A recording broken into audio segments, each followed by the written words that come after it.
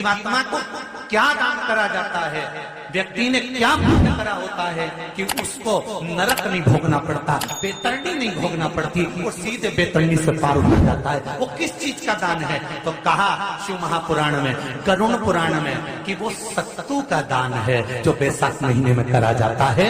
सत्तू का दान 3 चीजों से मिलकर बनता है। जौ, बोलते जा जल्दी, गेहूं, चना, ये 3 चीज से मिलकर बनता है। इसमें जो बारीक बारीक कण होते हैं, जितने जितने 3 चीज के मिले हुए बारीक बारीक कण होते हैं, ये जब दान किया जाता है सत्तू का, तब ये बेतरनी तरने के लिए 47वें दिन इस जीवात्मा ने अगर सत्तू का दान करा होता है या सत्तू का सेवन बैसाख के महीने में करा होता है, तो उसको बेतरनी नहीं भोगना पड़ती, डायरेक्ट सीधे रतलाम उज्जैन से डायरेक्ट। किस किस के यहां बनता है सत्तू? तत्व को बिगाड़ दिया के दिन सामान लेकर आना है, चांदी का बर्तन लेकर आना है, ये सामान लेकर आना है, वो सामान लेकर आना, लाओ, मना नहीं है। हिंदू धर्म में ये रीति रही है, कोई सामग्री खरीदी जाती है, पीतल की, तांबे की, कोई वस्तु हम खरीदते हैं। पर आज का समय का जो फैशन बढ़ता गया तो कहा साहब चांदी के बर्तन खरीदना जरूरी है, चांदी का सामान खरीदना जरूरी है, सोने का पात्र, सोने की वस्तु खरीदना जरूरी है, ये सामग्री खरीदना। तो यहाँ शास्त्र नहीं कह रहा कि महाराज इतने महंगे महंगे पदार्थ खरीदो और घर में कर्जा कर लो। शास्त्र तो यह कहता है कि पूजन करना है आपको, अगर आप एक सामग्री भी लेकर आ रहे हैं तो उसमें आपका भाव जुड़ा होना चाहिए, कर्जा नहीं जुड़ा होना चाहिए। तो का जरूरी है। एक चुटकी मात्र भी अगर सत्तू आपने दान किया है बैसाख महीने में, उसका फल जरूर मिलेगा, जरूर प्राप्त। बैसाख के महीने में एक पकवान बनता है शंकर जी का,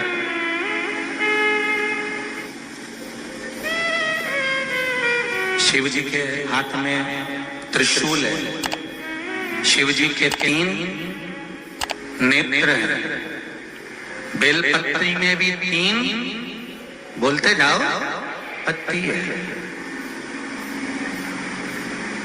बैसाख के महीने में जो शंकर भगवान को प्रसाद का भोग लगता है उसमें भी 3 ही चीज मिलती है, सत्तू।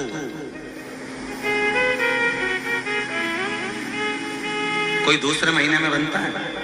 जम के तो बोलो नहीं। कब बनता है? यही बैसाख के महीने में।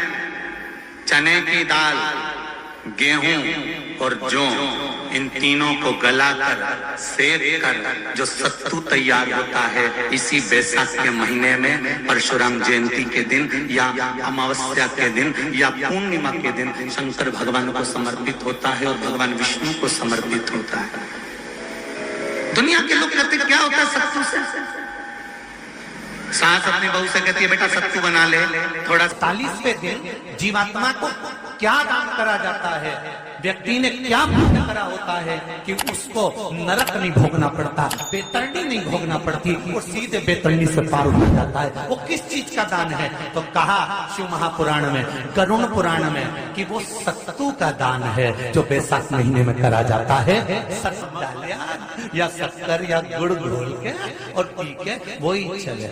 आज के अब जब सैनिक युद्ध करने जाता है, थक जाता है, बहुत थकान हो जाती है, जब उससे देखा जाता है तो सैनिक का जो कमांडर होता है वो सत्तू मंगवाता है और गिलास में घोल घोल कर पूरी सेना को पिलवाकर फिर युद्ध में उतार देता है।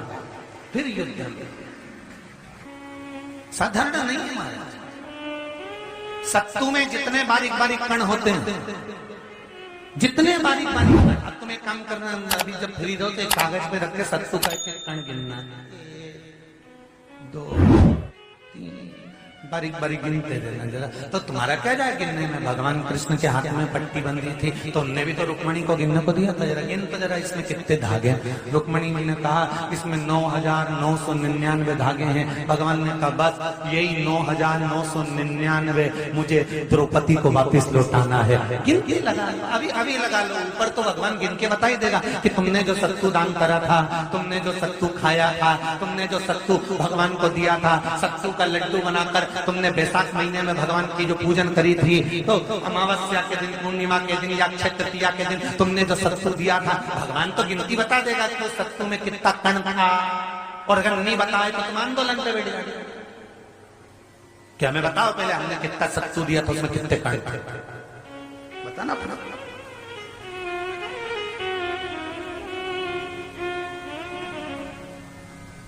एक शिव की आराधना में सतयुग, त्रेता, द्वापर और कलियुग, ये 4 युग जो है, इसमें सतयुग, त्रेता, द्वापर और कलियुग, उसमें जो त्रेता युग है उसका जो प्रारंभ हुआ था वो यही बैसाख के महीने से प्रारंभ हुआ था, माधव मास से प्रारंभ हुआ था। और इस पवित्र मास में कुर्मा अवतार, हयग्रीव अवतार, नरसिंह अवतार, नरनारायण अवतार, परशुराम अवतार, गंगा अवतार, ये सारे अवतार भगवान नारायण ने, भगवान विष्णु ने, मेरे शंकर भगवान ने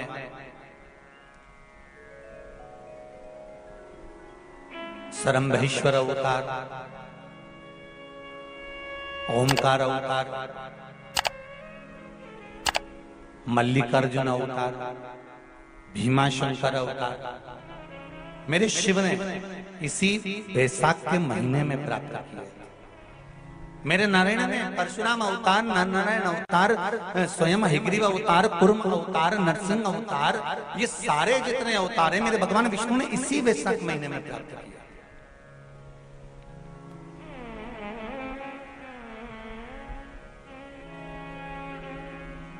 ऐसे कई अवतारों का दर्शन हमारे को वैशाख महीने में हो जाता है। कभी एक विचार करिएगा कि नरसिंह अवतार बैसाख के महीने में हुआ, कुर्मा अवतार बैसाख के महीने में हुआ, हयग्रीव अवतार बैसाख के महीने में हुआ, परशुराम अवतार बैसाख के महीने में हुआ, माता जानकी का अवतार बैसाख के महीने में हुआ। आखिर बैसाख के महीने में, माधव महीने में इतनी महत्वता क्यों?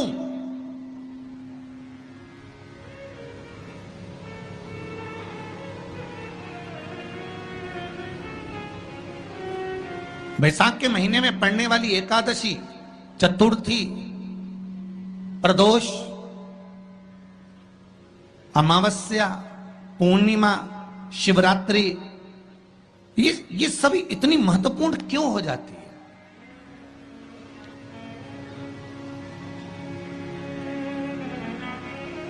इसकी महत्वता इतनी प्रबल क्यों हो जाती है? किस लिए?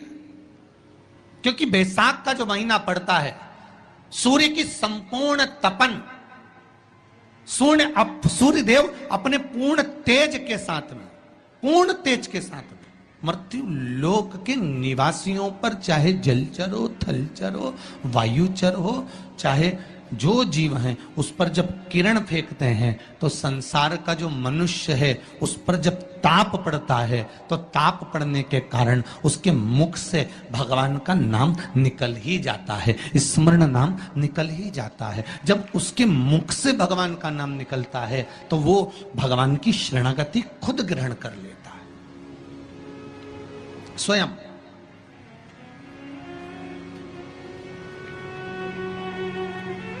शरणागति ग्रहण कर लेना। बैसाख की पोथी पढ़ते हो आप लोग?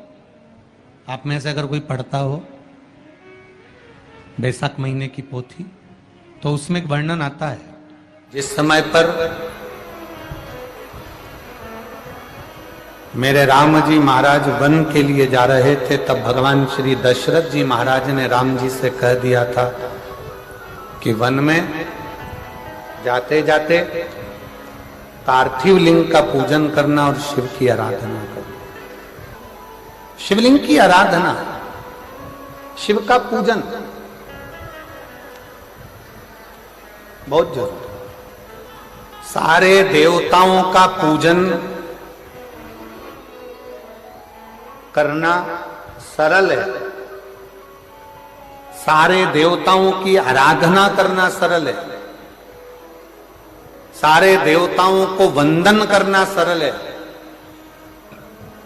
क्योंकि उनको आप वंदन भी कर सकते हैं, आराधना भी कर सकते हैं, पूजा भी कर सकते हैं।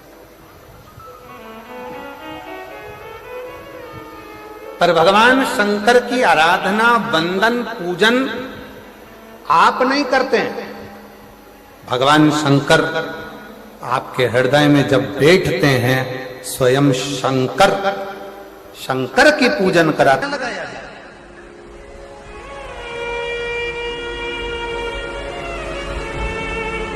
शंकर जी को चढ़ाते क्यों है, पहले तो वो समझ। बेलपत्री का तो महत्व आपको बार बार बताया कि बेलपत्री शिव जी को क्यों चढ़ाई जाती है, कहीं रोग के लिए, कहीं बीमारी के लिए, कहीं किस कार्य के लिए, कहीं कोई कार्य के लिए, कहीं कोई कार्य के लिए। चावल का दाना अगर हम शंकर भगवान को चढ़ा रहे हैं तो क्यों चढ़ा रहे हैं, उसका कारण क्या है? चावल का दाना शिव को चढ़ाने का केवल एक कारण रहता है कि चावल को अक्षत कहते हैं। अक्षत का मतलब होता है अक्षय।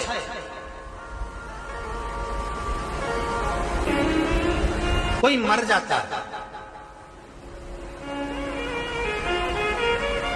मरने के बाद जब तक पगड़ी नहीं होती तब तक माथे पर तिलक, चावल का दाना लगाया जाता है। जम के बोलो जरा, नहीं लगाते। किसी पंडित जी से पूछो, ब्राह्मण देवता से पूछो, ब्राह्मण देवता ये कोई मर गया, और हमारा तो नियम है कि हम सिर पे तिलक लगाते हैं, चावल लगाते हैं, या पंडित जी से हम तिलक लगवाते हैं, मंदिर जाते हैं तो मंदिर में जाके तिलक लगवा के हम चावल का दाना लगवाते हैं। क्यों नहीं लगाते? उसका कारण क्या है? जब किसी के मरने के बाद 10 दिन तक, 12 दिन तक मस्तक पर तिलक क्यों नहीं लगाया जाता? 10-12 दिन तक माथे पर तिलक या चावल क्यों नहीं लगाया जाता? उसका कारण है कि ये जो समय आया है, तुम्हारे यहाँ जो गमी हुई है, तुम्हारे यहाँ कोई मर गया है, तुम्हारे यहाँ किसी के प्राण छूट गए हैं, तो ब्राह्मण इसलिए तिलक नहीं लगाता आपको, इसलिए चावल का दाना नहीं लगाता कि ऐसा दिन भगवान अब ना लाए। इसको अमर ना करे, इसको अक्षय ना करे, इसको प्रबल ना करे।